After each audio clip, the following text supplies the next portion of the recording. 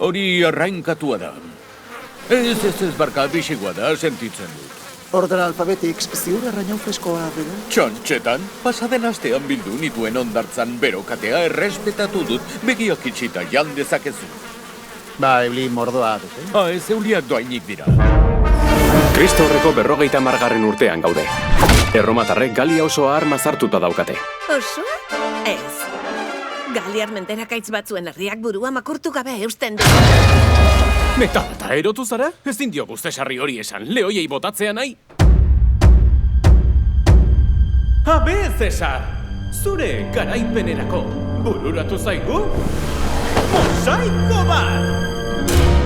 Nire garaipenan iesteko ideia eskatu eta mosaiko bat dakarkidazue? Ze ideia kaskar da hori? Oh, Cesar, buruzagien borroka ezagutzen duzu? Zer? Buruzagi batek beste herri bat bereganatu nahi badu, borrokarako desafio egiten dio beste buruzagiari. Borroka irabazten duena biklenetako buruzagia bihurtzen da. Beraz, Erromari laguntzeko konpromiso hartu duen buruzagi galiar batek, Galiar menderakaitzen buruzagia garaitzen badu, bi tribuetako buruzagia izango da. Eta galiarrak erromatar bihurtuko dira?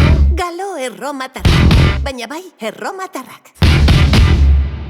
1, 2, 3, 4. Ah!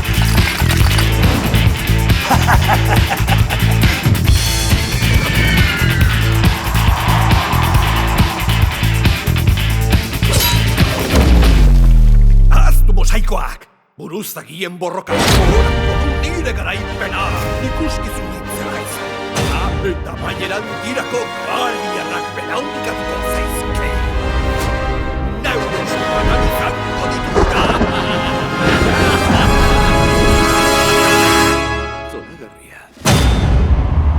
Kontxo! Badakite bai ikuskizunak egiten.